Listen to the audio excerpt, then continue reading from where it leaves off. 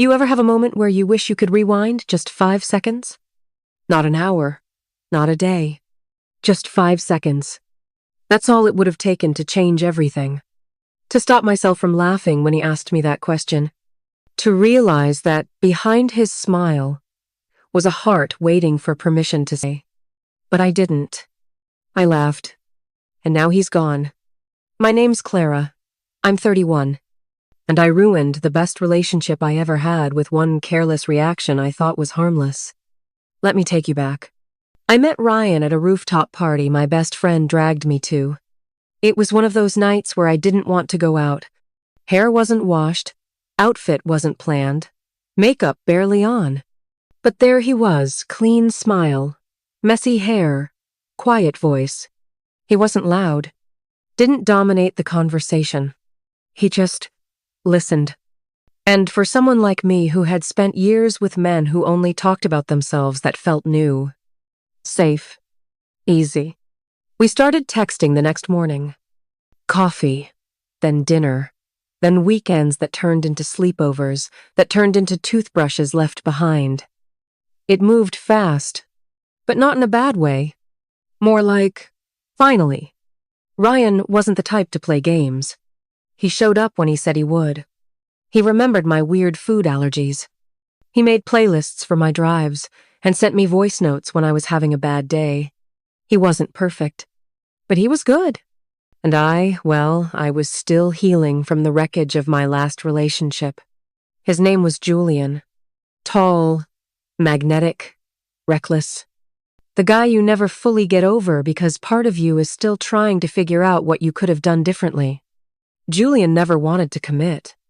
He made me feel like I was always one step behind, trying to earn his affection, his attention, his time. I knew he wasn't right for me, but part of me still thought of him as the one who got away. So even as Ryan built a life with me, there were days I still checked Julian's Instagram. Still wondered. Ryan never said anything, but I know he noticed. The way I'd go quiet when certain songs played. The hesitation when we talked about forever. The way I'd flinch when he brought up moving in together. He never pressured me, never rushed, just stayed. Until the day he asked me a question I didn't see coming. We were sitting on the couch, eating takeout, watching some old movie I wasn't really paying attention to. He turned to me, kind of shy, kind of nervous, and said, "Do you think you ever would have loved me if Julian had stayed?" It caught me off guard. Not just the question, but the way he asked it gently, like he already knew the answer but needed to hear me say it wasn't true. And I laughed. Not loud, not cruel, just awkward. A knee-jerk, nervous laugh. Because the truth was stuck somewhere between guilt and pride. I saw his face change. The softness dropped. His eyes pulled away from mine. And in that moment, I knew. He'd been wondering. For months, maybe. Waiting for me to let go of a man who hadn't even texted me in 2 years.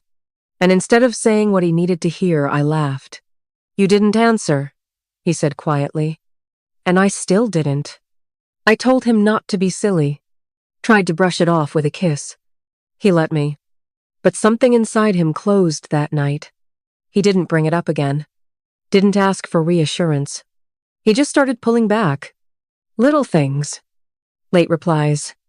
Cancelled plans. Eyes that didn't light up when I walked into a room anymore. I noticed. Of course I noticed. And instead of owning what I'd done, I got defensive. Accused him of being distant. Asked him why he wasn't trying anymore. Made him feel like he was the one giving up.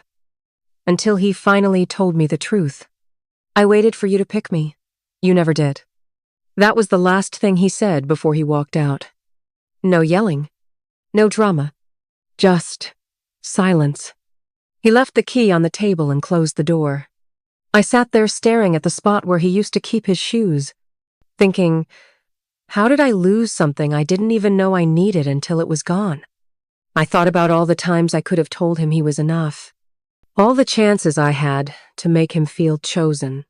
All the moments I wasted waiting for a ghost to come back.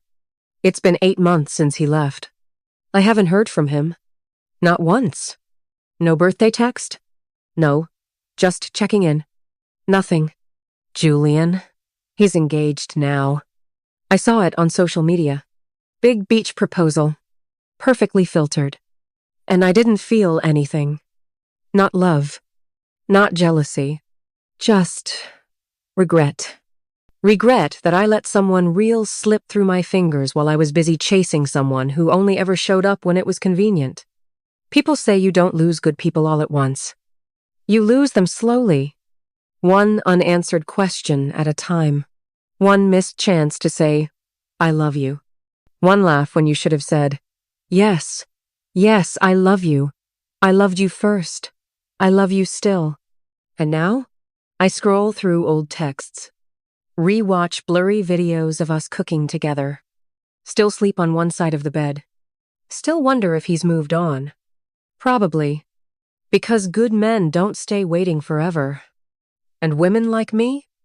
We don't always realize we had everything we needed. Until it's standing at the door, asking for the last time if we ever truly loved them, and we're too afraid to say yes.